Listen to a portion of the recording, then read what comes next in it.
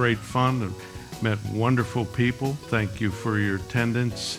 And today is the last lecture. Notice no tie and no sport coat. It's all packed. Please forgive me. And we're going to talk about the race to the moon.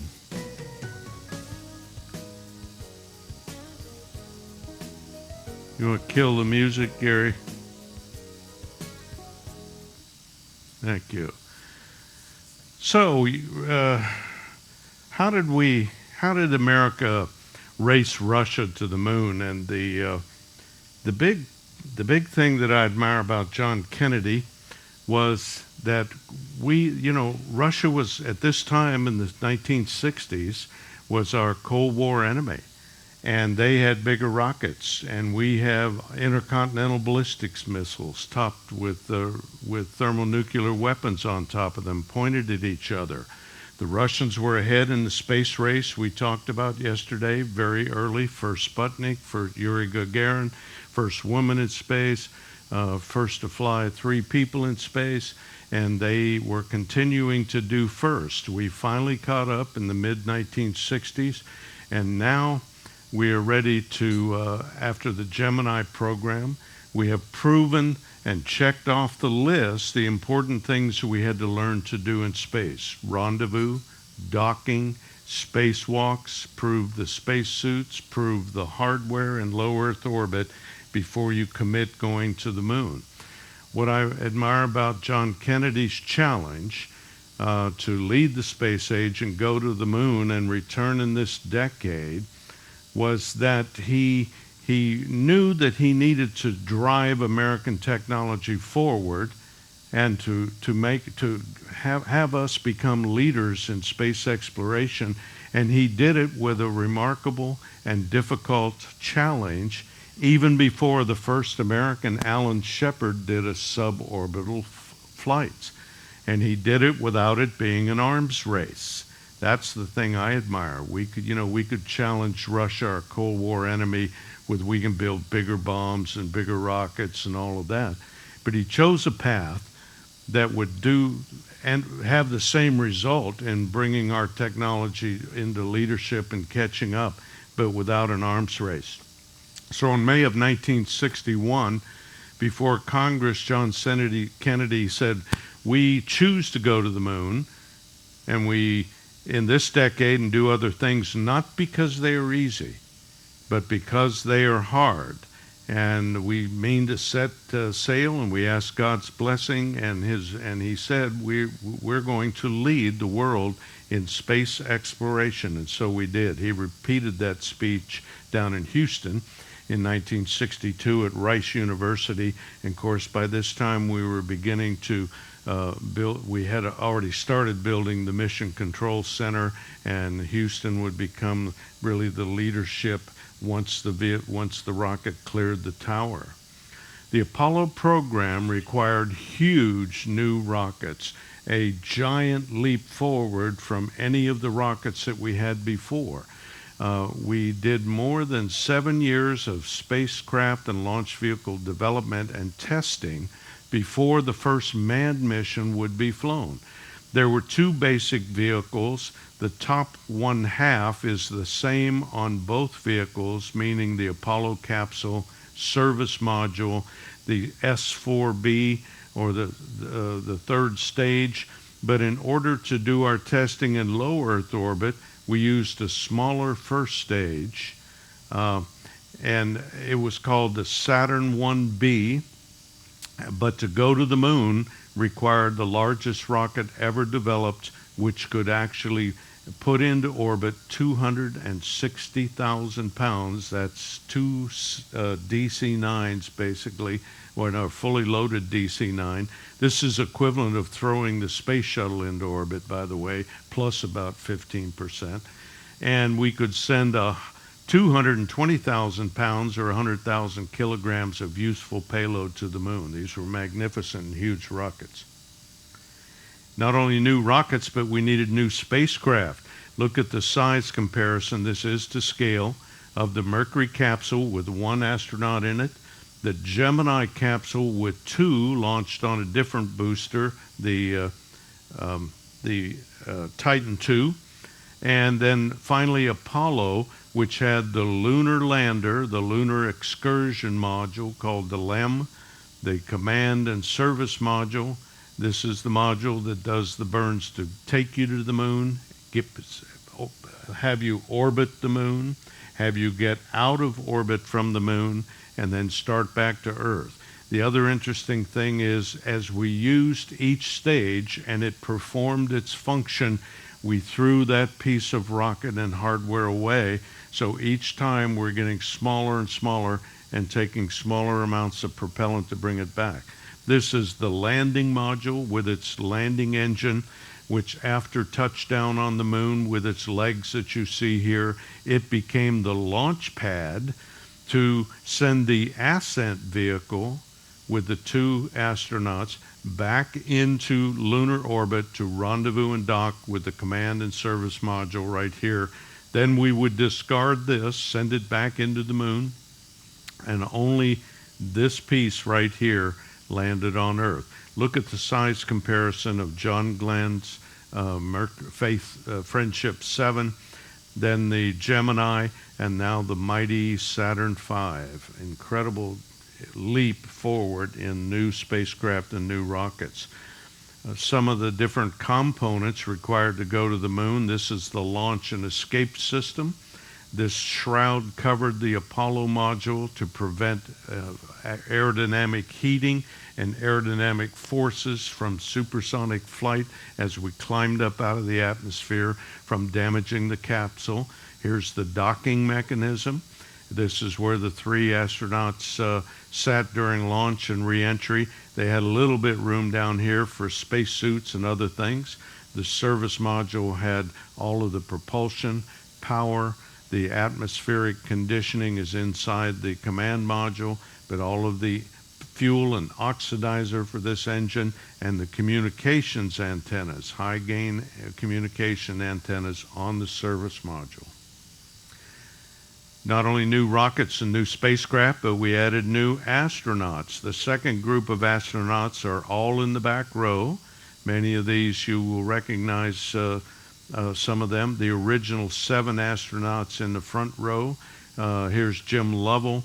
Here's Neil Armstrong, a much younger fellow. Neil Armstrong was the only civilian of the new group of astronauts, and he was the only civilian that I remember that flew the X-15 out at Edwards Air Force Base. Pete Conrad, John Young, who flew in Apollo and Gemini and commanded the first space shuttle and the 9th space shuttle mission. John Young was head of the astronaut office for some period of time. We needed new and inspired and gifted leadership. Jim Webb was our second NASA administrator. He was a wonderful technical administrator, but even more important, he was a good communicator and kept Congress, who pays the bills, happy, and he led NASA through the early Apollo years, including the death of the 3 astronauts on the pad in 1968. And he served on many advisory boards. He died in 1992, very gifted leader. And the James Webb telescope is named after Jim Webb. That will be the telescope that replaces the Hubble Space Telescope and hopefully launch in 2 or 3 years. Even more inspired and gifted leadership. Here's Wernher von Braun behind. This is the business end of the first stage of the Saturn V rocket. It had 5 F1 engines. These engines burned kerosene and liquid oxygen. They developed an incredible 1.5 million pounds of thrust. That's 15 747 engines, or 10 of them, I guess, 10 747 engines. And that's 7.5 million pounds of thrust at liftoff for a vehicle that weighed just under 7 million pounds. It consumed propellant at prodigious rates, so it's getting lighter and slowly climbs past the tower as it continues to burn propellant, it accelerates. We have Dr. Christopher Kraft, was the first flight controller or flight director of all of the Mercury missions from the Kennedy Space Center. He put together and trained the team that came later. Here's Eugene Kranz of Apollo 13 and many other missions. He led our mission operations directorate for many, many years, and some of the young engineers and astronauts in the control center, the original control center, that did all of the Gemini and Apollo flights, and including landing on the moon. This control center is considered a National Heritage Site now. It is at the Johnson Space Center, and you can go visit it. They have all three of the major centers: Kennedy Space Center in Florida, the Marshall Space Flight Center in Huntsville, Alabama, have these large Saturn V rockets. The Kennedy rocket is a beautiful facility, all lying on its side. Most people that go to the Kennedy Space Center or Johnson or Marshall tell me the most impressive thing that surprises them is the size of this hardware. When you stand next to it, you got to stand next to it to really realize how big these rockets are. But tragedy struck in 1967. The Apollo 1 crew, during what's called a plugs-out ground test at the Kennedy Space Center, the first design of the Apollo command module was on top of its rocket. We had a lot of communications issue. The early rockets used pure oxygen in the command module, and the reason is if you have pure oxygen, you have enough oxygen to breathe at 5 pounds per square inch, 4.5 actually, but rounded to 5. Our normal atmosphere that we breathe is 14.7, or 3 times higher pounds per square inch, but it's 20% oxygen, 80% the big piece nitrogen. So we can live in a 100% pure oxygen environment at 5 pounds per square inch. Why did we do that? Because 100% pure oxygen is a big fire hazard. But remember what I just said. This capsule, every pound that I send to the moon is 40 pounds of rocket. So if I build a structure that only has to hold 5 pounds per square inch, it can be significantly lighter than one that has to hold almost 15 pounds per square inch. So the trade that we made turned out in retrospect to be a very bad trade. Was we wanted to save the weights, so we had 100% oxygen. We had an electrical spark under their seats, and within less than a minute, the crew cabin turned into a terrible, terrible fire. They were asphyxiated, and we lost, of course, Gus Grissom, Ed White, and Roger Chaffee in the first Apollo mission. But then, interestingly enough, Pete Conrad, no, it wasn't Pete Conrad, it'll come to me in a minute. But NASA put one of their astronauts in charge, and we had Rockwell out at Downey in California completely redesign the spacecraft, new structure. We would fly from then on with a normal atmospheric pressure, 14.7 pounds per square inch, just like we're breathing right here, with 20% oxygen, significantly reduce the fire hazard. It took about 18 months to redesign from 1967 until mid-1968, and we were ready to fly again. And this, in October, the first redesigned, called a Block 2 capsule, flew in Earth orbit, brand new systems on top of the Saturn 1B. It was commanded by Wally Schirra, Don Isley, and Walt Cunningham.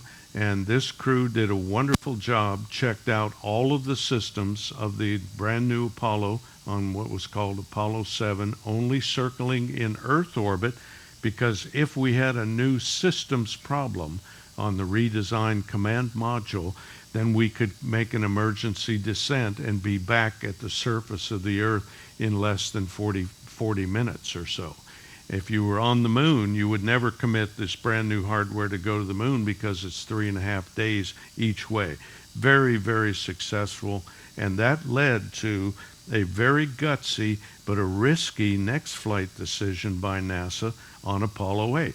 Apollo 8 was designed to fly in Earth orbit initially, and also have the lunar module, which would be attached to it, and check that whole system out in low Earth orbit.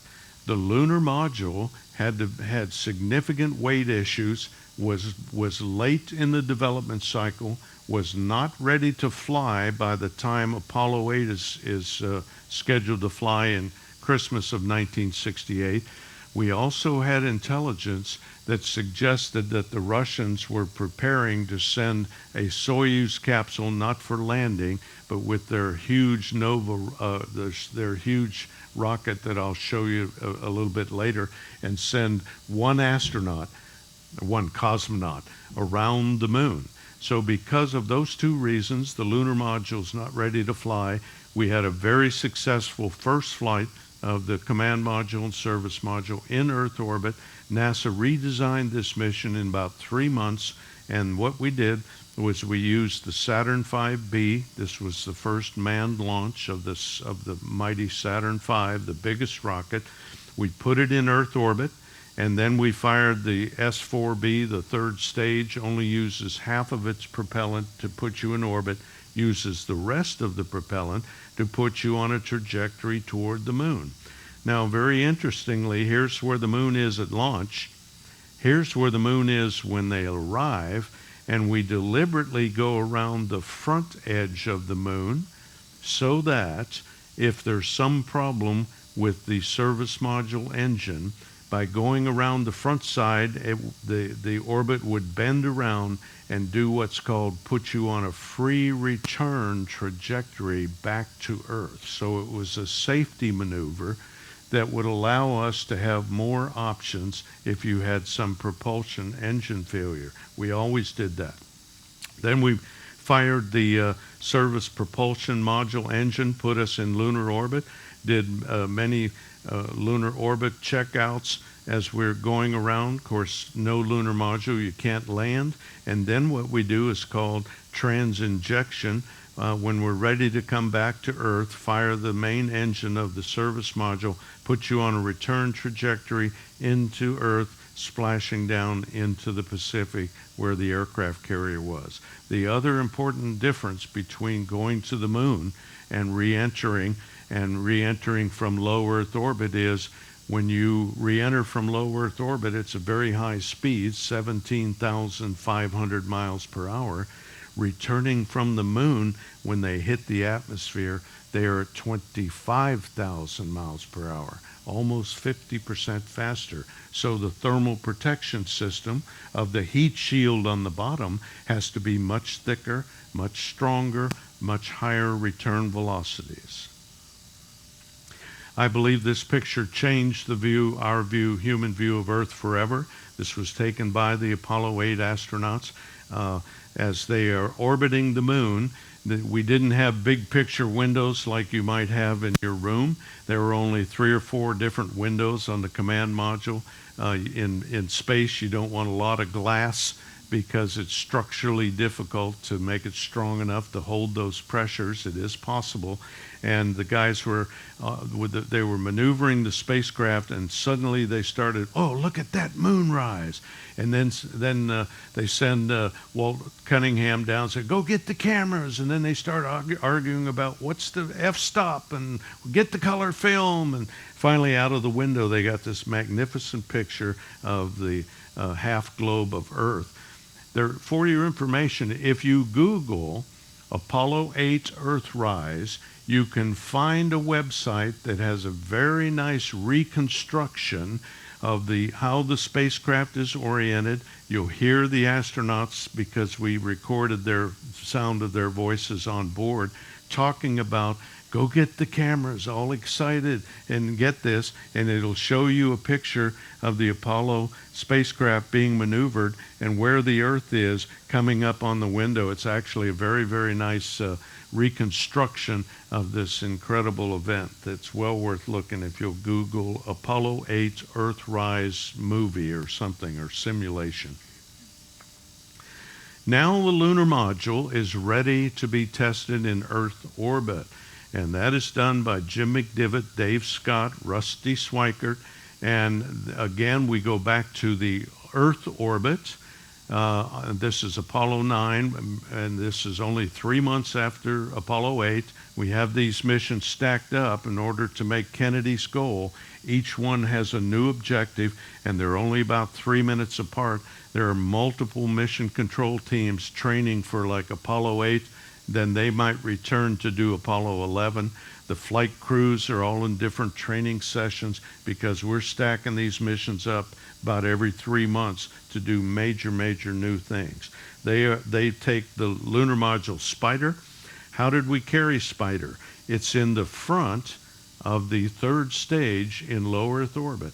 So in front of this, they disconnect the service module and the command module, fly away from the third stage, turn themselves 180 degrees back, and now go back and dock right here with the lunar module. That's we had a probe that would go right in there, then it would capture, and then they could extract the lunar module, like backing your car out of the garage. So the lunar module rode to orbit inside the upper stage of the third stage of the Saturn V rocket, and this is an actual photo on Apollo 9 moving from the command service module toward the Spider. They tested all of the systems of the Spider. Recall that I said there was a descent engine, then an ascent engine, and we also had oxygen, the control systems, space suits, its own computers, its own communications devices, all of the equipment that kept its temperature proper. And we separated, put 2 of the astronauts in the lunar module Spider right here. It's disconnected from the service module. The third astronaut is inside the command module, just like we would do later when we're in lunar orbit. Then they fired the descent engine and tested it. Then they separated the descent engine. Then they fired the ascent engine. The 2 spacecraft are far apart, and the trajectory was planned when the ascent engine fired so it could come back and rendezvous and dock in Earth orbit with the command module. Then we jettisoned the ascent section. Everybody gets in the command module, jettison the service module, and here's the first landing from Earth orbit. The other test we did, these were brand new spacesuits developed at the Johnson Space Center. Hamilton Standard was the builder of these spacesuits.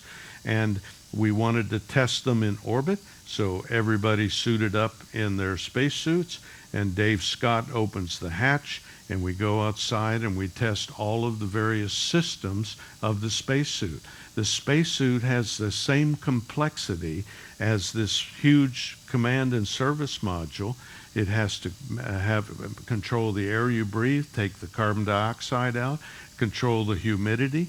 It has radios. It has the ability for the astronauts to move around. So basically, it is a very tiny spacecraft all by itself, and you wanted to expose it to zero gravity and the vacuum of space to make sure all of these systems are functioning properly.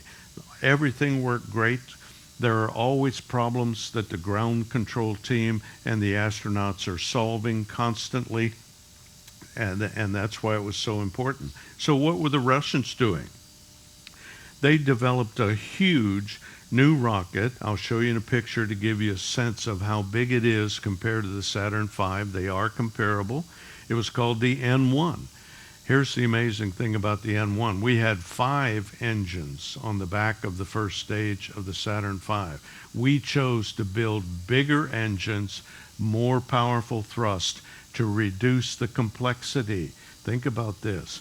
30 engines. Every engine has a separate propellant line, a separate oxidizer line, separate pressurization lines and valves for all of these. So when you go from 6 engines on the Saturn V to 30 engines on the first stage of the N1 rocket, you have increased the complexity of that system by a factor of 10 because of all of the different stuff to support one engine. It generated 11 million pounds of thrust at liftoff. The Saturn V generated 7.5 million. So this is 50% more thrust. The second stage had 8 engines, third stage 5 engines. Now here's the interesting thing. The Soviets attempted 4 of these launches between February 68, November 72, all of them ending in spectacular failure. I'll show you a couple pictures. The vehicle was so complex that it had these different problems causing it to explode.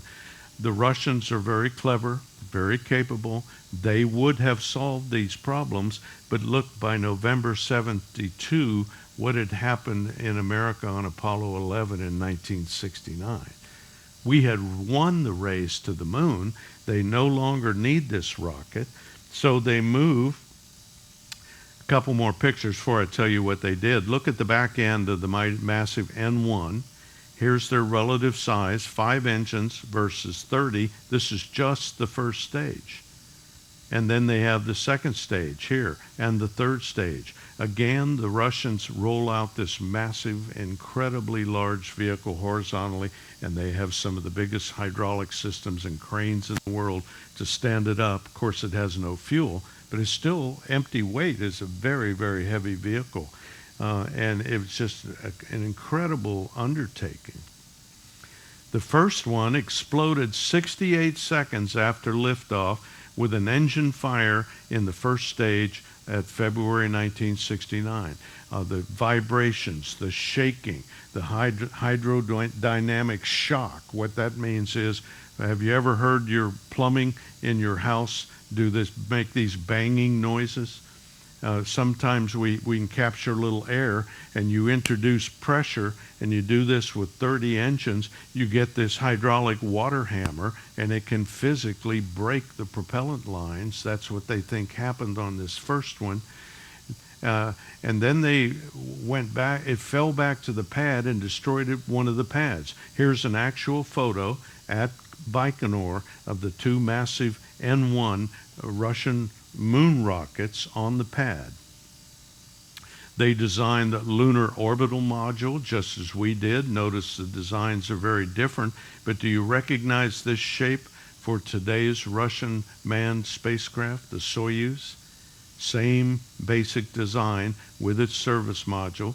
This was the docking compartment for the descent part of this vehicle that would go down to the moon. I'll show you in a minute. So the physics of going to the moon and landing on the moon are the same for America as they are for Russia. So you come to pretty much the same engineering solution, but it can have different size and shape.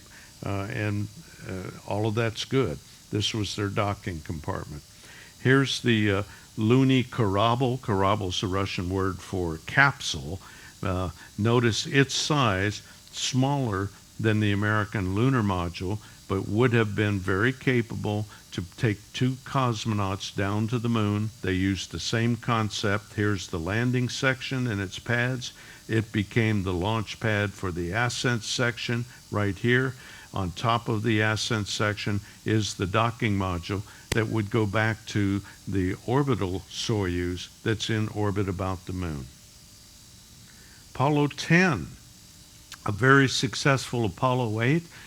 By going to the moon and circling the moon, we proved all of the systems that do the targeting that take you there, that prove how the communication systems, all of the propulsion systems. So now the big ground computers, we've proven we know how to get to the moon, get hit just in front of the moon where we intend to, circle, learn to orbit the moon, communicate. Now Apollo 10, Tom Stafford, John Young, Gene Cernan. Gene Cernan commanded Apollo 17, the last Apollo mission to the moon. They do a complete dress rehearsal. The second fully manned flight of the Saturn V. It includes the lunar module, all of the systems tested in March, just 3 months before, and now they head to the moon and they do everything except land on the moon. So what they do is we go into orbit, we put the astronauts in the lunar module. This is the first flight of the lunar module to the moon, second flight of the command and service module to the moon, a full dress rehearsal, flight hardware, ground teams. Their rumor is that the mission planners were a little concerned that when they got to that close to the moon, they might continue and go land. We didn't want them to land. So the rumor is they didn't give them enough fuel to get back. Well, I don't know whether that's true or not, but why let a few facts spoil a good story? It went beautifully. Full dress rehearsal for the moon, safely returned to Earth. Apollo 11. We all know what happened there. Neil Armstrong and Buzz Aldrin go down to the moon, the first humans to walk on the moon. Mike Collins becomes the Lindbergh guy, solo, alone in the command and service module, and they establish a new history for America. How many of you remember where you were for Apollo 11? I know where I was. I stole a Chinook and flew to Da Nang so I could watch them walk on the moon. I didn't stole it. I just borrowed it and convinced the maintenance officer he needed parts so I could go down there and watch TV. Apollo 11, an incredible event. And honestly, if you think about this, I think it stopped human history for a very short period of time. And the entire world was watching. And it was an incredible achievement. Then millions watched from Cape Canaveral. Here is actually a photograph of the first stage. It is still firing, so in order to climb away from it, it's almost out of fuel, but it was too complex to shut it down. The way we separated was we started the second stage engine called Fire in the Hole, then blew the attachment bolts, and the second stage accelerates away from the thrust that's decaying from the first stage. It falls into the ocean. Second stage does the same thing halfway across the Atlantic. Third stage puts all of the hardware that's going to the moon and itself in orbit. The beautiful Apollo 11 launch. Houston, the Eagle has landed. Those are in fact the first words from the moon, right? It wasn't, that's one small step for a man and one giant leap for mankind. The first words were, Houston, the Eagle has landed. So incredible achievement. There's our flag. Buzz Aldrin, Neil Armstrong, they go out and put science instruments. One of the instruments they deployed was actually a seismograph. Later, when we had several seismographs that measure earthquakes, we deliberately would crash the spent S4 stage, not when they were on the moon, but later, so that where we had these seismographs at different positions around the moon, if we hit it with a shock, you could measure how that shock propagated through the center and gave us a lot of information about the moon's core. Was it liquid, for example? We did not know at the time. It is not, for the record, but that's how you learn science. Armstrong we have very few pictures of Neil Armstrong walking on the moon because Buzz Aldrin had the camera.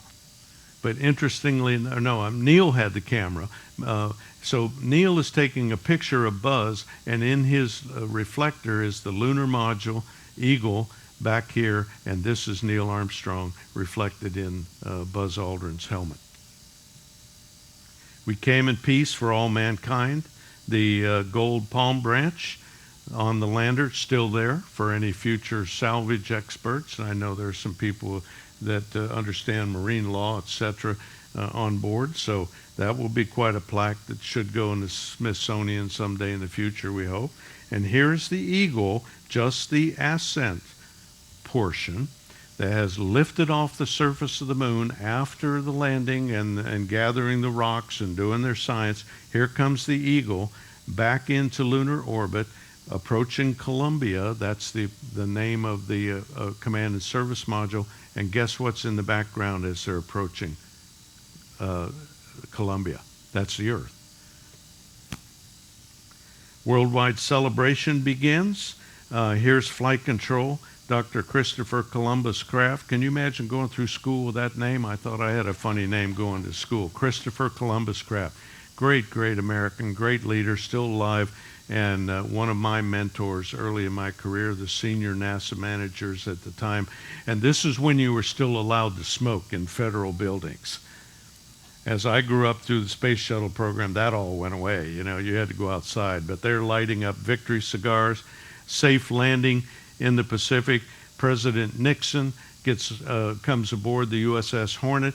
We weren't sure if there were living things on the moon, so we to be safe, we put them in isolation, put them in special garments like you'd treat an Ebola patient now, and then we transferred them to this Airstream specially designed area, and we made them live in there, I think, for 2 weeks or close to that, to make sure that there wasn't some incubation. But Nixon flies out to the Hornet, and there's 3 Apollo 11 astronauts inside the Airstream trailer. Now we continue to do science. Apollo 12 explores the ocean of storms. We learned from the first landing how to improve the accuracy of the second landing. The first landing went long. Neil Armstrong actually took manual control because we were about to land in a big area of acres of boulders. And, because we went back and said, well, why was our targeting wrong by a mile or so? And we learned that there were some things about our models of the gravity of the moon that weren't quite correct. The second time, we were able to land close to Surveyor 3. Before the early Apollo landings, we had no idea if you landed on the surface of the moon, would you disappear in quicksand? So we sent first spacecraft that would crash into the moon, and then we sent landers. Surveyor 3 was the first one that was successful, and we were close enough from the lunar module to walk over here, bring back some of the hardware, and now ask what does the moon's environment do to some of this hardware. Pete Conrad, Dick Gordon, Alan Bean, right here. One of the major feats of mission control, when you launch a rocket this big through the atmosphere, if it has a significant electric charge or there are cloud layers, it may not have lightning yet, but the ionization of these engines can trigger lightning. We didn't know it at the time. We triggered a lightning bolt. It hit at the top. It spread throughout the vehicle.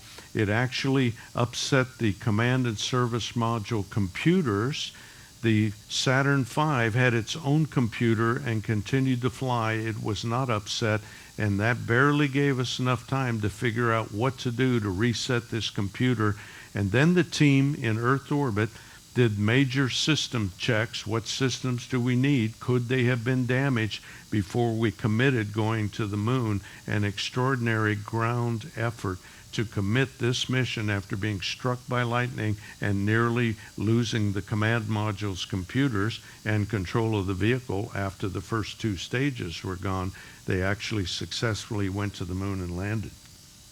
Apollo 13, great movie.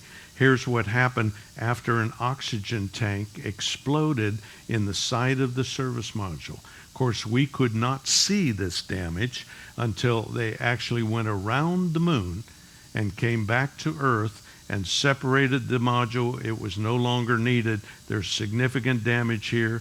We probably would have blown up this engine if we tried to use it.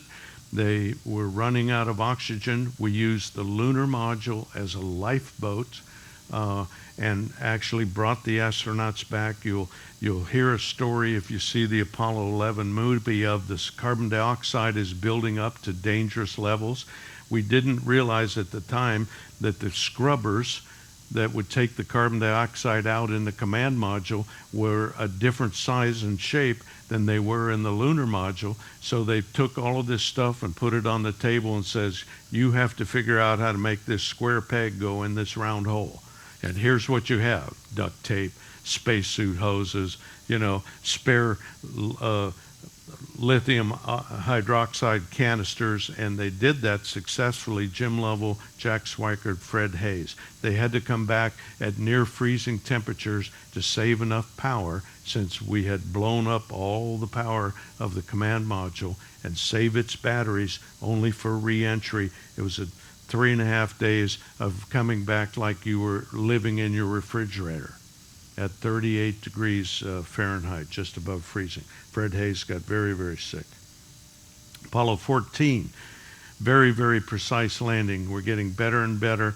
Alan Shepard, who flew the first mission, had been grounded for some medical issue. Finally is able to go back. He did not fly again in Mercury or Gemini, but he commands Apollo 14 with Stuart Rosa and Ed Mitchell, and they actually land. Here's from orbit a picture of the lunar module and the astronauts walking away, placing scientific instruments in what's called the highlands. We had landed in the lowlands. Now we're in the mountains, and we want to bring back samples of their rocks and determine what's the difference. Why are they different colors? Russia has turned instead, since they've lost the race to the moon, to building a space station called Soyuz or Salyut. And they gave up on the N1 rocket and said, okay, we're not going to the moon, but they had the Proton rocket to put the Salyut spacecraft in orbit, and then to put the Soyuz capsule to carry the cosmonauts up and down. And in 1971, during re-entry, this is the space station, they were descending. One of the atmospheric valves failed. All 3 cosmonauts were dead when they opened the hatch, and because they had suffocated, unknown to the ground team until the recovery team had actually opened the hatches and looked for them. And from then on, terrible accident, they always used space suits going up and coming down.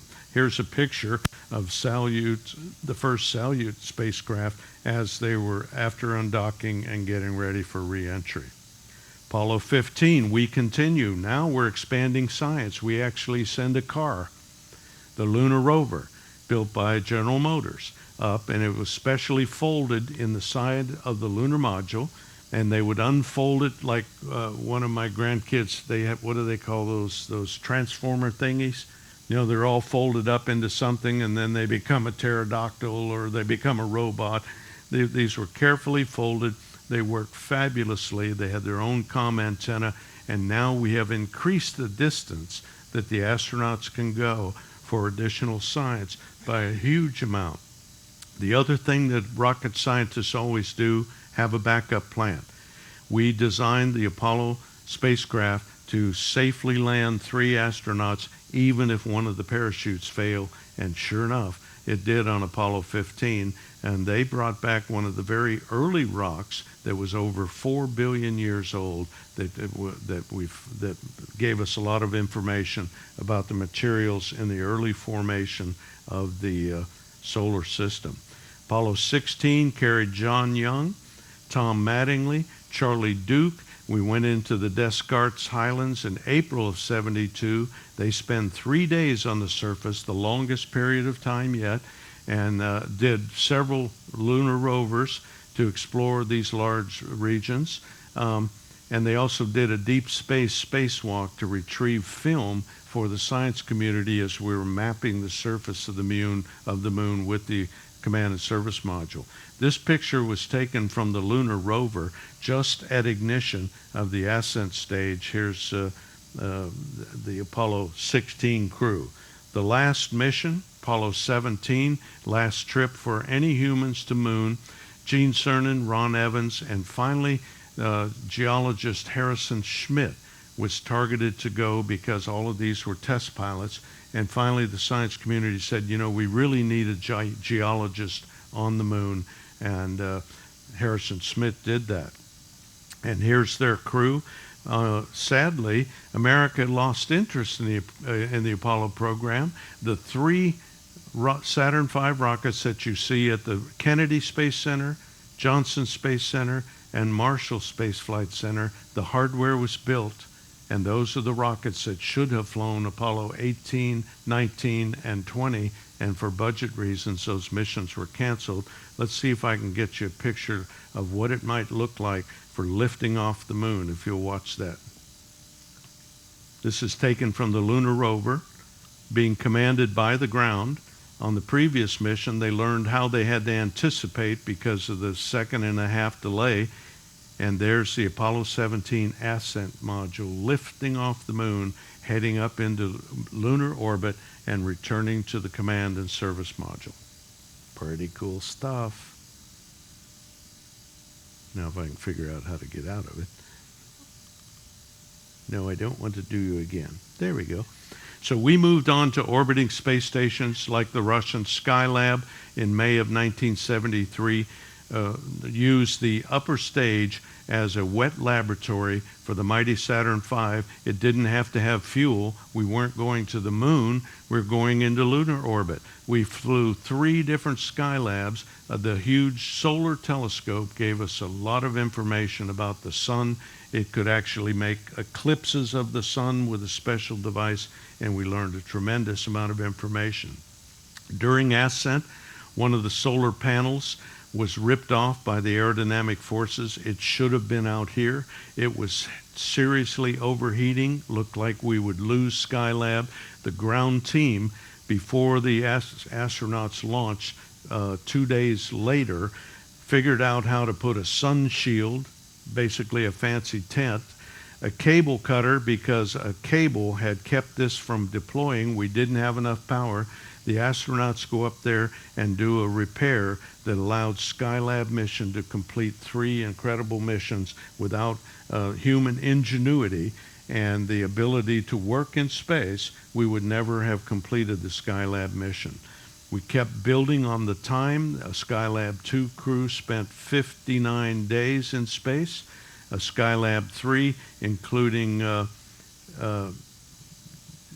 let's see, it was Jerry Carr wrote one of the solar physics books that I used at the University of Colorado much later, and we did tremendous science. Notice how much bigger the living area is.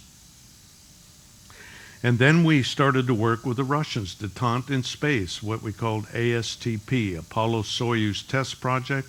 July of 1974, Tom Stofford, Vance Brand, one of my colleagues who graduated from the Longmont High School. I was a 65 grad. He graduated some number of years before that, like 58 or 59, but still a friend. In fact, the Longmont Airport is named for Vance.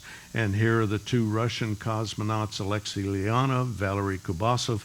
There's their launch on the Soyuz. We built the hardware. We docked these 2 spacecraft in orbit and had Detente in Space. So there you go. I ran out of time for questions. Catch me at dinner. It was a great honor and privilege sailing with you, and see you next time.